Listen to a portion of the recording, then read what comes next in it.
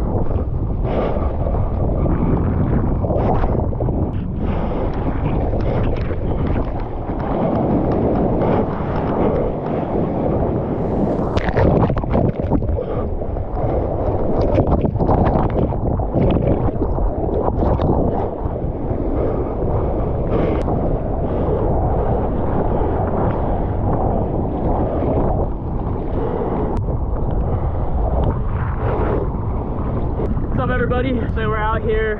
So pretty classic Tybee wind chop. Just trying to catch what I can, to be honest. A lot of the waves are super mushy, but I haven't bodyboarded like 2.5 weeks, so it just feels good to be out here. Just gonna really try to like focus in and see what I can do with the wind chop. Just try to embrace it a little bit. Here comes some waves.